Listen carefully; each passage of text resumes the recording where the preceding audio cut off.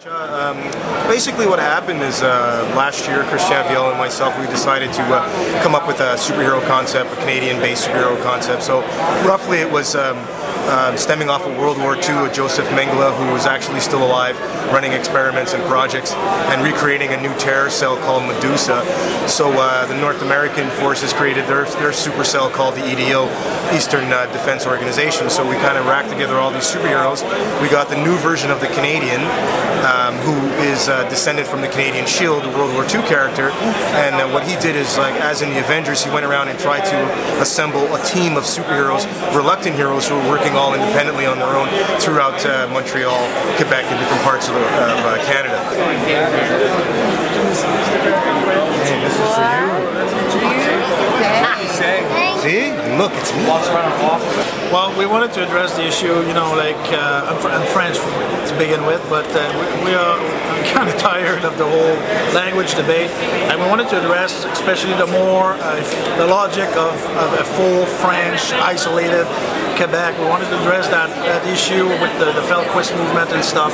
So we created the Nouveau Felquistes, who are French separatists, but very hardcore, a little bit like very intransigent, a bit like what we see in the world right now with the extremist Muslims and stuff like that. We took the extremist vision of that, of the Quebec, where only spoke French with no connection to anything else, and they became some of our villains. They're the secondary characters in the storyline, but they are the main villains that the Fleur de Lys, the Quebec superhero, has to fight with. Well, the trailer was played at the French show about internet series, vlog, TVA. And we got a lot of reactions from the Front de Libération du Québécois. Some people got the joke, obviously, but some people were very upset. We got some death threats and nonsense like that. But it's like something to be. That's part of exactly the message we're trying to portray. That the extremist route, it makes no sense. They haven't even seen the show, and they're already like complaining about the show. They haven't seen nothing. Some people have been more reasonable, but some of them were pretty aggressive about it and defacing, putting a lot of stupid commentaries on the Facebook page and stuff. So it was a little bit underwhelming, to say the least.